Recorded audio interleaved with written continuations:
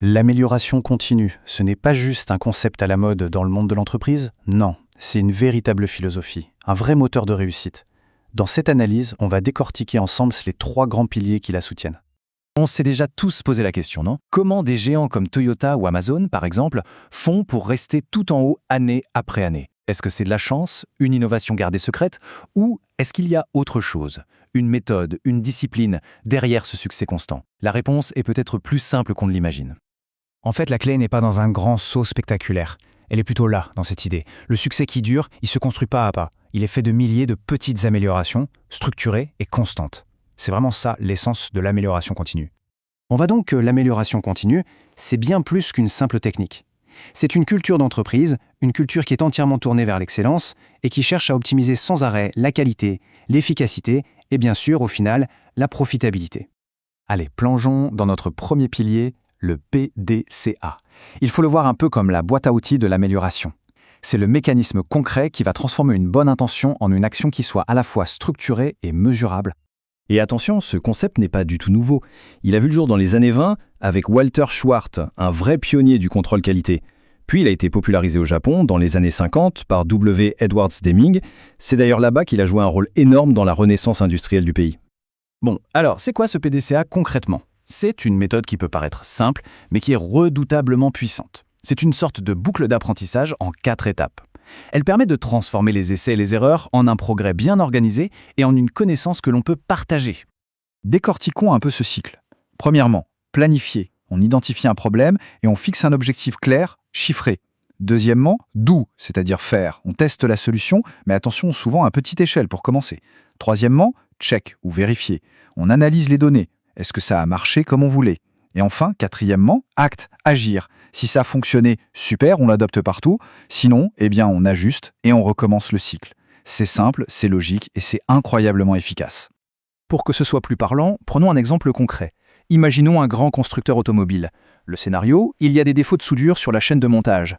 Ça entraîne des rappels de véhicules qui coûtent une fortune, sans parler du risque pour la sécurité des clients. Un vrai casse-tête. Face à ce problème, ils ont appliqué le PDCA à la lettre. Étape plan, un objectif très ambitieux, réduire les défauts de 90% en seulement 6 mois. Étape do, on forme les techniciens à de nouvelles méthodes, mais sur une seule ligne pilote. Étape check, on suit de très près les taux de défaut. Et enfin, étape act, les nouvelles techniques ont fait leurs preuves, elles sont donc déployées sur toutes les lignes. Le résultat, un succès total. Les rappels ont chuté et l'entreprise a économisé des sommes colossales. Ok, on a donc l'outil, le PDCA.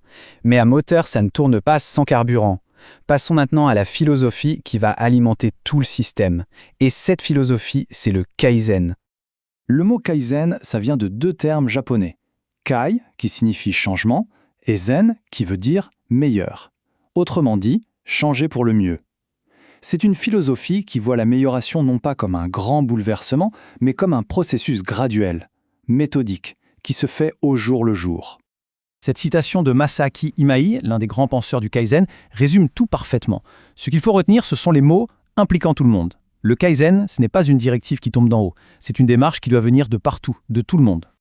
Oui, au cœur du Kaizen, il y a l'humain. Chaque employé est considéré comme un expert de son propre poste de travail. Les managers, eux, ne restent pas dans leur bureau. Ils descendent sur le gemba, c'est-à-dire sur le terrain, pour observer, comprendre et aider. Et l'idée maîtresse, c'est de viser des petits progrès constants, plutôt que des révolutions qui déstabilisent tout. Et pour que cette philosophie prenne vie, on utilise des outils bien concrets. Par exemple, les cercles de qualité, où des équipes se retrouvent pour résoudre des problèmes. Il y a aussi les boîtes à idées, pour que chaque suggestion soit entendue. On a la méthode des 5 S, pour un espace de travail toujours impeccable, ou encore le management visuel, pour que l'info soit claire et visible par tous, en un seul coup d'œil. Bien, maintenant qu'on a l'outil et la philosophie, élargissons encore la perspective. On va découvrir le TQM, ou Management de la qualité totale. C'est en quelque sorte le système stratégique qui englobe tout ce qu'on vient de voir. Et voilà, on arrive à la diapositive qui connecte vraiment tous les points. C'est le moment clé. Regardez bien. Le PDCA, c'est l'outil, celui qu'on utilise au niveau d'un projet pour régler un problème spécifique. Le Kaizen, c'est la culture, l'état d'esprit au niveau de l'équipe, qui donne à chacun l'envie et le pouvoir d'améliorer les choses. Et le TQM, lui, c'est le système global au niveau de toute l'entreprise qui s'assure que tout le monde avance dans la même direction stratégique. Ce qu'il faut comprendre, c'est que ce ne sont pas des concepts concurrents, pas du tout. C'est comme les 3 étages d'une même fusée qui décolle vers l'excellence. Voyons maintenant comment tout ça fonctionne dans la vraie vie, avec une étude de cas très intéressante. On va prendre l'exemple du groupe OCP.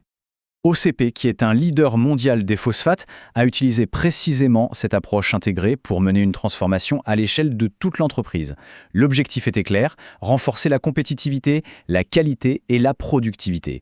Et les résultats, ils parlent d'eux-mêmes. Jugez plutôt, une productivité en hausse de 12%, des coûts opérationnels qui baissent de 8%. Et le chiffre peut être le plus important, une chute spectaculaire de 40% des réclamations clients. Ce ne sont pas que des chiffres, c'est un impact direct, massif sur la performance de l'entreprise. Mais ce qui est peut-être encore plus impressionnant, c'est ce chiffre. Plus de 3000 suggestions d'employés sont mises en œuvre chaque année. Ça, c'est la preuve vivante d'une culture Kaizen qui fonctionne, où chaque collaborateur devient un véritable acteur du changement. Et en plus de ça, on voit que plus de 60% des employés participent activement au cercle de qualité. Ça montre que l'adoption de ces pratiques est massive. Ce n'est pas juste l'affaire d'une petite élite, mais bien celle de la majorité des équipes sur le terrain. Alors que peut-on retenir de tout ça? Après avoir exploré l'outil, la culture et le système, quelle est la grande leçon à tirer pour aujourd'hui et surtout pour demain? La clé, c'est la synergie. Le TQM donne la vision stratégique, le cap, le Kaizen apporte l'énergie humaine, cette culture participative indispensable, et le PDCA, lui, offre la méthode rigoureuse pour que les idées deviennent réalité. Ensemble, ces trois éléments forment un système incroyablement cohérent et résilient, bâti pour une excellence qui dure. Et pour finir, je vous laisse avec cette question, pour réfléchir. À l'heure de l'intelligence artificielle, de l'automatisation à tout va, est-ce que cet élément humain, la créativité, l'engagement de chacun ne devient pas, paradoxalement, plus vital que jamais pour continuer à s'améliorer? La réflexion est ouverte.